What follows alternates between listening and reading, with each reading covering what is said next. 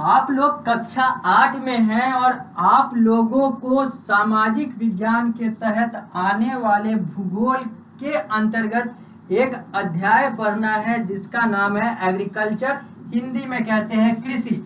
और इस अध्याय की शुरुआत जो है हम लोगों ने पिछले कुछ कक्षाओं के माध्यम से कर रखी है, यानी कि पिछले कुछ कक्षाओं के माध्यम से हम लोगों ने इस अध्याय को देखा है, जो भी आप लोगों को पीएसबीआई के पाठ्यक्रम और पारस प्रकाशन के पुस्तक के अनुसार पढ़ना है। पिछली कक्षा में जहां पर हम लोगों ने इस अध्याय को रोका था और जहां से अब इस कक्षा को आगे बढ़ाएंगे, इस अध्याय को इस कक्षा के माध्यम से आगे बढ़ाएंगे, वो टॉपिक था कॉमर्शियल फार्मिंग।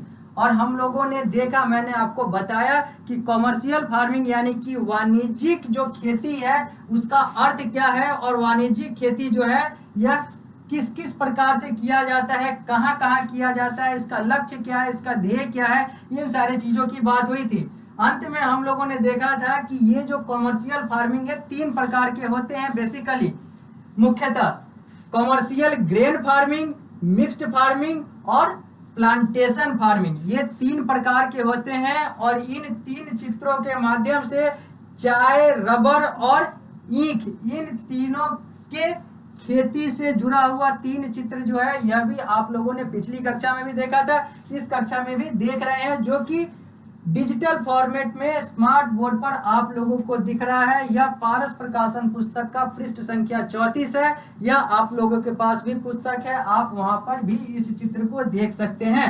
अब हम लोग इस अध्याय को आगे बढ़ाते हैं और इस कक्षा में सबसे पहले बात करते हैं प्लांटेशन फार्मिंग की। प्लांटेशन फार्मिंग का अर्थ क्या होता है, तो लिखा हुआ है single crop is cultivated on large scale such as tea, coffee, cashew, rubber, banana etc। इस तरह के फार्मिंग में यानी कि प्लांटेशन फार्मिंग में एक ही प्रकार का जो फसल है वो व्यापक स्तर पर, बड़े स्तर पर उसी का कार्य होता है, उसी का खेती होता है। चाहे वो चाय की बात कर ले, चाहे वो कॉफी की बात कर ले, चाहे वो काजू की बात कर ले, चाहे वो रबर की बात कर ले, चाहे वो केला की बात कर ले, अंग्रेजी में कहें तो टी, कॉफी, कैश्यू, रबर, बनाना। तो इन सारे चीजों की अगर खेती होती है या फिर ऐसे अलग अलग चीजों की खेती होती है, इनके अलावा भी बहुत सारी चीजों की खेती होती है व्यापक तौर पे, तो इसको हम लोग प्लांटेशन फार्मिंग कहते हैं। यह प्लांटेशन फार्मिंग कहलाता है। The fields are quite big and such farming need a large amount of labor and capital। अब होना है बड़े स्तर पर, होना है व्यापक स्तर पे, तो ज्यादा जमीन तो चाहिए ही चाहिए। जब ज्यादा जमीन चाहिए होगा, व्यापक स्तर पर करना है, तो ज्यादा मजदूर चाहिए ही चाहिए होगा। जब ज्यादा मजदूर, ज्यादा जमीन, ज्यादा फर्टिलाइजर, ये सारी चीजों की बात आएगी तो ज्यादा पैसा तो लगेगा ही लगेगा। तो यही सारी चीजें यहाँ पर कहा जा रहा है कि the field are quite big and such farming need a large amount of labour and capital. ठीक है, आगे बढ़ते हैं। Plantation farming is done in commercial on commercial base. ये जो फार्मिंग होता है यह वाणिज्यिक आधार पर यानी कि लाभ वाले आधार पर किया जाता है, व्यवसायिक आधार पर, व्यापारिक आधार पर किया जाता है, जो कि सबसिस्टेंस फार्मिंग का अपोजिट है, वो अपने लिए किया जाता था। T cultivation in India is the example of plantation farming. ये जो टी कल्टीवेशन है यह भारत में एक उदाहरण के तौर पर लिया जा सकता है प्लांटेशन फार्मिंग का। यानी कि भारत में अगर अलग अलग उदाहरण प्लांटेशन फार्मिंग के मिलते हैं तो उसमें एक उदाहरण जो है वो चाय की खेती का भी है। Rubber cultivation in Malaysia and coffee production in Brazil are other example. अगर हम वैश्विक स्तर पर चलें, भारत से बाहर की भी बात करें, तो मलेशिया में रबर और ब्राजील में कॉफी का पैदावार होना प्लांटेशन फार्मिंग का उदाहरण बनता है। Factories are suited in the field और in the farm for processing the products. जो फैक्ट्रीज होते हैं, जो इन सारे चीजों से जुड़े हुए जो अलग अलग फैक्ट्री होते हैं, वो उद्योग जो होता है वो कहाँ पर लगा हुआ होता है, तो ये या तो उसी फील्ड में जहां पर इसकी खेती होती है वहीं पर लगा हुआ होता है, या फिर उस प्रोडक्ट के प्रोसेसिंग के लिए अलग से फार्म बना हुआ होता है, वहां पर इन सारी चीजों का कार्य होता है, इन सारी चीजों का प्रोसेसिंग होता है। अब हम लोग आगे बढ़ते हैं प्लांटेशन फार्मिंग से। अब बात करते हैं मिक्स्ड फार्मिंग की। मिक्स्ड फार्मिंग हम लोगों ने पहले भी देखा है कि मिक्स्ड फार्मिंग का मतलब क्या होता है, फिर से देख लेते हैं, फिर से लिखा हुआ फिर से देख लेते हैं। Mixed farming, it is that type of agriculture in which equal importance is given to livestock as well as the cultivation of crop। पहले भी हम लोगों ने बात कर लिया था इसका कि यह उस प्रकार का कृषि है जहां पर फसल यानी कि मिट्टी वाला जो फसल है, चाहे वो धान हो, चाहे वो गेहूं हो, चाहे वो जौ हो, बाजरा हो, इसकी भी बात होती है यहाँ पर। इसको भी उतना ही महत्व दिया जाता है जितना मवेशी यानी कि लाइव स्टॉक को दिया जाता है, जीवित संपत्ति को दिया जाता है। लाइव स्टॉक क्या होता है ये हम लोगों ने पहले डिस्कस कर लिया है। तो जानवर, चिड़िया, जीवित संपत्ति, मवेशी, इन सारे और जो बाकी फसल हैं, जो धान है, गेहूं है, इन सबको जब इक्वल इंपॉर्टेंस दिया जाता है, समान महत्व दिया जाता है, तो उस प्रकार की खेती को मिक्स्ड फार्मिंग कहते हैं। नाम से ही क्लियर है, मिश्रित खेती। In other word, food and fodder crop are given equal importance. अगर दूसरी भाषा में कहें, दूसरे शब्दों में कहें, तो चाहे वो खाने का बात हो या फिर उससे जुड़े हुए अलग अलग चीजों की बात हो, ये सब जो है यहाँ पर समान महत्व रखते हैं मिक्स्ड फार्मिंग में। It is practised in USA, western Europe, Russia, etc. ये मिक्स्ड फार्मिंग कहाँ पर होता है, तो ये अमेरिका जो कि एक देश है, यूरोप के पश्चिमी भाग में, पश्चिमी देशों में जो कि यूरोप महादेश है, और रसिया जो एक देश है, रसिया, यूएसए जैसे देशों में मिक्स्ड फार्मिंग होता है, और यूरोप महादेश के वेस्टर्न यानी कि पश्चिमी हिस्से में, पश्चिमी देशों में होता है mixed farming. Mixed type of farming is also practised in small scale in some part of India. ये भारत में भी होता है, कम ही स्तर पर होता है, लेकिन कुछ जगह पर होता है। पंजाब के नॉर्थ वेस्ट एरिया में, यानी कि पंजाब के उत्तर पश्चिम क्षेत्र में अगर देखें तो यहाँ पर भी कम ही स्तर पर लेकिन देखने को मिल जाएंगे mixed farming. Under the mixed farming, farms में बी लार्ज और स्मॉल। यहाँ पर जो फार्म्स होता है वो बड़ा भी हो सकता है या फिर छोटा भी हो सकता है। The proportion of land devoted for crop and for rearing varies according to the location of the farm, the soil fertility, market demand and price of crop and animal product. क्या कहा जा रहा है यहाँ पर, कहा जा रहा है कि the proportion of land devoted for crop and for rearing. अब यहाँ पर क्या है कि यहाँ पर जो जमीन है, क्योंकि मिक्स्ड फार्मिंग में क्या होगा, यहाँ पर धान की भी खेती होगी, तो यहाँ पर मवेशी भी अपना कार्य करेंगे, वो भी चरेंगे और उनका भी, उनसे भी जुड़ा हुआ जो पैदावार है उसको भी बढ़ाने का यहाँ पर कार्य किया जाएगा। तो यहाँ पर क्या है, अब सेम ही जमीन पर, एक ही जमीन पर दोनों काम होना है। तो ये जो प्रोपोर्शन है कि कितना धान, इन सारी चीजों की खेती होगी और कितना लाइव स्टॉक को इंपॉर्टेंस दिया जाएगा, ये किस चीज पर डिपेंड करता है, किस चीज पर आधारित होता है कि हमें बाकी फसलों पर कितना ध्यान देना है और लाइव स्टॉक पर कितना ध्यान देना है, क्योंकि देना तो ध्यान दोनों पर है, इक्वल इंपॉर्टेंस देना है। अब ये देखना है कि इक्वल इंपॉर्टेंस तो देना है, लेकिन किस आधार पर देना है। तो यहाँ पर हम लोग देखेंगे कि लोकेशन ऑफ द फार्म, किस जगह पर वो स्थित है जो जमीन है। सॉइल फर्टिलिटी, जमीन का जो पैदावार वाला जो शक्ति है, यानी कि जो उसका पैदावार का जो, अंग्रेजी में क्या है तो फर्टिलिटी, या फिर हिंदी में क्या है तो पैदावार की जो शक्ति है जमीन की, वो कितनी है। अगर जमीन की फर्टिलिटी बहुत हाई है, बहुत ज्यादा है, बहुत अच्छा है, और अगर वहां पर धान, गेहूं, ये सारी चीजों का पैदावार ज्यादा होता है और ज्यादा हो सकता है, तो हम लोग फिर लाइव स्टॉक को यहाँ पर कम इंपॉर्टेंस देंगे और इसको ज्यादा इंपॉर्टेंस देंगे। अगर ये नहीं है तो लाइव स्टॉक को ज्यादा इंपॉर्टेंस देंगे, इसको कम देंगे। तो ये सब निर्भर करता है, मार्केट डिमांड पर निर्भर करता है कि किस चीज पर ज्यादा ध्यान देना है, लाइव स्टॉक वाले खेती पर ज्यादा ध्यान देना है या फिर बाकी जो खेती है उस पर ज्यादा ध्यान देना है। क्योंकि इससे ये हमको ये सोच कर ध्यान देना है कि मार्केट का डिमांड क्या है, मतलब बाजार में मांग कैसा है, तो मांग के अनुसार ही तो, चूंकि कमर्शियल फार्मिंग है तो ये तो मांग पे ही निर्भर होगा कि जितना डिमांड होगा उसी के हिसाब से हम लोग सप्लाई करेंगे। तो डिमांड और सप्लाई की बात आती है, यह एक मार्केटिंग टर्म है जो हम लोग अलग से देखेंगे जब देखना होगा। तो यहाँ पर वही है कि मार्केट के डिमांड के आधार पर यह तय किया जाता है कि किस प्रोपोर्शन में, किस अनुपात, किस समानुपात में हम लोगों को अपना जमीन जो है वो लाइव स्टॉक को देना है और कितना बाकी क्रॉप्स को देना है। And price of crop and annual product, और इस पर भी निर्भर करता है, मार्केट डिमांड के साथ साथ इस पर भी निर्भर करता है कि इन सारे जो एनुअल प्रोडक्ट हैं और ये जो बाकी क्रॉप्स हैं इन सब का प्राइस क्या है, दाम क्या है।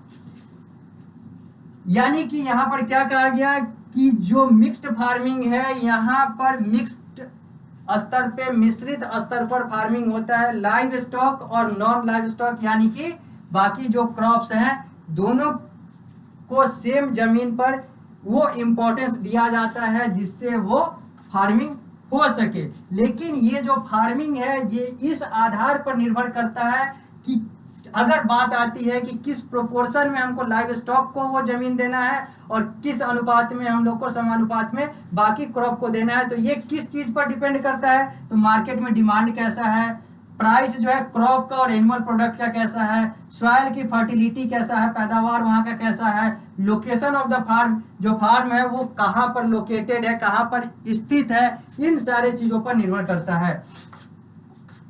मेजर क्रॉप की अब बात करेंगे, मुख्य क्रॉप की बात करेंगे, मुख्य फसल की बात करेंगे, तो फूड क्रॉप में बात करेंगे तो व्हीट, राइस, पल्स, मिल्क का नाम आता है बड़े स्तर पे। व्हीट मतलब गेहूं, राइस मतलब चावल, पल्स मतलब दाल, मिल्क मतलब दूध, ये फूड क्रॉप्स हैं। बेवरेज यानी कि पेय पदार्थ, यहाँ पर चाय और कॉफी की बात है, टी और कॉफी की बात है। इसके अलावा और भी है, फाइबर क्रॉप्स है, इंडस्ट्रियल क्रॉप है। फाइबर क्रॉप में कॉटन, जूट, ये सारे कुछ आते हैं। तो इंडस्ट्रियल क्रॉप में rubber, tobacco, cotton, sugar cane, ये सारे चीज आते हैं। चाहे वो ईख की बात हो, चाहे वो तंबाकू की खेती की बात हो, चाहे वो कपास की बात हो, चाहे वो अलग अलग चीजों की बात हो, ये सब जो है मेजर क्रॉप है। फूड क्रॉप में व्हीट, राइस, पल्स, मिल्क इत्यादि आते हैं। बेवरेज क्रॉप में टी, कॉफी इत्यादि आता है। फाइबर क्रॉप में कॉटन, जूट इत्यादि आता है। तो इंडस्ट्रियल क्रॉप में rubber, tobacco, cotton, sugar cane, ईख वगैरह, तंबाकू वगैरह, इन सारी चीजों की खेती जो है ये सब इंडस्ट्रियल क्रॉप के अंदर आता है, औद्योगिक फसल के अंदर आता है। अब बात करेंगे राइस की, यानी कि चावल की, यानी कि कहें तो धान की। Rice is the major food crop in the world, यह एक मुख्य फूड क्रॉप है, यानी कि राइस जो है एक मेजर फूड क्रॉप है पूरे दुनिया का, पूरे दुनिया में। Rice need high temperature, good rainfall and alluvial clay soil. Rice के पैदावार के लिए क्या क्या चीजें चाहिए होती है, यानी कि इसके लिए कौन सा फेवरेबल कंडीशन है, alluvial soil, alluvial clay soil होना चाहिए, जो कि हम लोगों ने एक अलग अध्याय में बात किया है। एलुवियल सॉइल क्या होता है, क्ले सॉइल क्या होता है, सॉइल क्या होता है। इसके अलावा अच्छी बारिश चाहिए, गुड रेनफॉल चाहिए, हाई टेम्परेचर यानी कि उच्च तापमान चाहिए। ये सारा कुछ जो है एक राइस के लिए यानी कि एक धान के लिए एक फेवरेबल कंडीशन होता है पैदावार में। China is the largest producer of rice followed by India and Sri Lanka. सबसे ज्यादा जो राइस का यानी कि चावल की जो खेती होती है, धान की जो खेती होती है, वो सबसे ज्यादा दुनिया में अगर देखा जाए तो चाइना में होता है। दूसरे नंबर पे भारत आता है और तीसरे नंबर पर भारत के बाद श्रीलंका का नाम आता है। In India rice is a kharif crop which is sown in summer and harvested in winter. Bharat में राइस जो है, जो चावल है, जो धान है, वो खरीफ क्रॉप है, खरीफ फसल है, जिसकी बुआई जो है वो गर्मी में होता है और जिसकी कटाई जो है वो ठंड में होता है। समर और विंटर का कंसेप्ट है यहाँ पर। अब बात करते हैं गेहूं की, यानी कि आटे वाले व्हीट की। चावल वाले धान की बात हो गई, अब आटे वाले गेहूं की बात करते हैं। अंग्रेजी में व्हीट की बात करते हैं क्योंकि राइस की बात हो गई। Wheat is the major food crop after rice. चावल के बाद जो मुख्य फूड क्रॉप है वो व्हीट है। Wheat needs cool climate and moderate rainfall. जहां हम लोगों ने देखा था कि चावल को, धान को उच्च तापमान की जरूरत होती है और बारिश की जरूरत होती है, वहीं पर गेहूं को कूल क्लाइमेट यानी कि ठंड वाला क्लाइमेट यानी कि मौसम, इन सारे चीजों की जरूरत होती है, ज्यादा उच्च तापमान की जरूरत नहीं होती है, और मॉडरेट रेनफॉल यानी कि ज्यादा बहुत ज्यादा जो राइस को चाहिए होता है वो भी इसको नहीं चाहिए होता है। Bright sunshine is required at the harvesting time. यहाँ पर जो सूर्य की किरण यानी कि जो सनशाइन है वो अच्छा होना चाहिए जब इसकी कटाई हो, तो ये इसके लिए फेवरेबल रहता है। ये वाट नहीं है, वीट है, मिसप्रिंट है, WH80 नहीं WHEAT है, एक ई जो है वहां पर मिसप्रिंट है तो ई लिख दिए। Wheat is cultivated on large scale in USA, Canada, Argentina, Russia, Ukraine, Australia and India. Wheat के कल्टीवेशन के अगर देशों की बात करें वैश्विक स्तर पर तो उसमें अमेरिका का नाम आता है, कनाडा का नाम आता है, अर्जेंटीना, रूस, यूक्रेन, ऑस्ट्रेलिया और भारत का नाम आता है। जो होता तो सारे जगह पर, सारे देशों में लगभग होता ही होता है। अब कुछ ऐसे देश है जहाँ पर बंजर जमीन है, वो सारी चीजें नहीं है, लेकिन दुनिया के लगभग सारे देश में वीट का कल्टीवेशन होता है। लेकिन बड़े देश यानी कि जहां पर व्यापक तौर पे बहुत बड़े स्तर पर जो वीट का प्रोडक्शन होता है वो सारे देशों का नाम यहाँ पर लिखा हुआ है। USA यानी कि United state of America, simply America, Canada, Argentina, रूस, यूक्रेन, रूस को अंग्रेजी में रसिया लिखते हैं, RUSSIA है, Ukraine, Australia and India, Bharat को अंग्रेजी में इंडिया लिखते हैं। In India, wheat is sown in rabi season which starts in winter and harvested in summer. Bharat में वो खरीफ था तो ये राबी है, यानी कि राइस खरीफ था तो ये राबी है, और ये जो है इसकी बुआई जो है वो ठंड में होती है, और इसका जो हार्वेस्टिंग है यानी कि कटाई जो है वो गर्मी में होता है। चावल के उल्टा गेहूं की बात हो रही है। वीट प्रोड्यूसिंग रीजन, अगर इस ग्लोब की बात करें, अगर इस पूरे वैश्विक मानचित्र की बात करें तो इस दो चित्रों में देखा जा सकता है कि वीट प्रोड्यूसिंग रीजन कौन कौन से हैं, कौन कौन सा क्षेत्र है जहां पर वीट जो है वो व्यापक स्तर पर प्रोड्यूस होता है, व्यापक स्तर पर इसका उत्पादन होता है। अब हम लोग बात करेंगे, आगे बढ़ते हैं और बात करते हैं मिलेट्स की। हम लोगों ने राइस की बात कर ली, हम लोगों ने वीट को देख लिया, अब हम लोग देखेंगे मिलेट्स को। पृष्ठ संख्या 35 पर है, पारस प्रकाशन पुस्तक के अनुसार jowar, bajra and ragi are called millets. Millets में यानी कि मिलेट्स किसको कहते हैं? ज्वार, बाजरा और रागी को। ज्वार, बाजरा और रागी जो है ये मिलेट्स कहलाता है। They are also known as coarse grain, इसको कोर्स ग्रेन भी कहा जाता है। These crop can be cultivated in dry region also as they need less water. ये जो है ज्वार, बाजरा और रागी यानी कि ये जो मिलेट्स हैं ये कहाँ पर इनका कल्टीवेशन होता है? तो सूखे क्षेत्र में होता है, क्योंकि इनको कम पानी की जरूरत होती है। Besides millet can be grown in sandy और less fertile soil also. Millets जो है और कहाँ पर इसका पैदावार हो सकता है?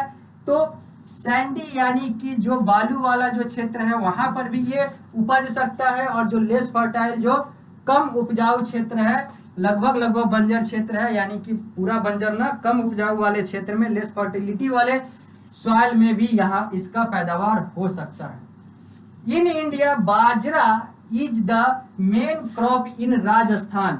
अगर भारत की बात करें तो भारत के राज्य राजस्थान का या फिर राजस्थान में एक मुख्य क्रॉप जो है वो बाजरा है, which grows in dry and Sandy area. चूंकि राजस्थान की बात की जाए तो राजस्थान जो एक राज्य है भारत का वो ड्राई और सैंडी है, जहां पर बालू और सुखाड़ वाली स्थिति रहती है, सूखा वाला स्थिति रहता है, ड्राइनेस रहता है, इसलिए यहाँ पर बाजरा वगैरह का पैदावार होता है।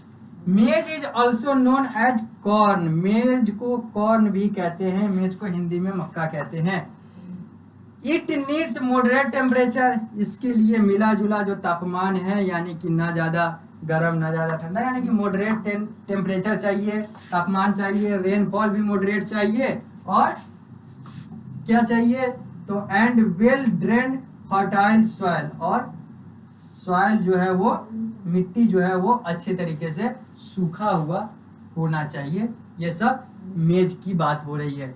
मेज इज कल्टिवेटेड, कल्टिवेट से नहीं है, मेज इज कल्टिवेटेड, एस गलत लिखा हुआ है, डी कर दिए। मेज is cultivated on large scale, ये कहाँ कहाँ होता है बड़े स्तर पर, वैश्विक स्तर पर अगर देखा जाए तो नॉर्थ अमेरिका जो कि एक महादेश है, ब्राजील जो कि एक देश है, चाइना हिंदी में चीन कहते हैं एक देश है, रसिया हिंदी में रूस कहते हैं एक देश है, कनाडा, इंडिया हिंदी में भारत कहते हैं एक देश है। इन सारे जगहों पर मेज की का जो प्रोडक्शन है वो व्यापक स्तर पर होता है, और भी अलग अलग देश है इनके अलावा भी। Maize is used both as food and fodder, maize जो है वो फूड और फूडर दोनों के लिए प्रयोग होता है, दोनों के लिए यूज होता है, यानी कि इसका जो प्रयोग है वो फूड और फूडर दोनों के लिए होता है। अब हम लोग जब अगली कक्षा में आएंगे तो हम लोग बात करेंगे कॉटन की, हम लोग बात करेंगे मेज से जुड़े हुए और भी पहलुओं की, जो भी आप लोगों को अभी और पढ़ना है इस पाठ्यक्रम में, जो PSBI के अनुसार और पारस प्रकाशन पुस्तक के अनुसार चल रहा है। यानी कि अगली कक्षा में जब हम लोग मिलेंगे तो इस अध्याय को यहीं से यानी कि मेज और कॉटन से शुरू करेंगे, आगे बढ़ाएंगे और आगे की बात करेंगे जो भी आप लोगों को public school board of India और पारस प्रकाशन पुस्तक के अनुसार पढ़ने हैं।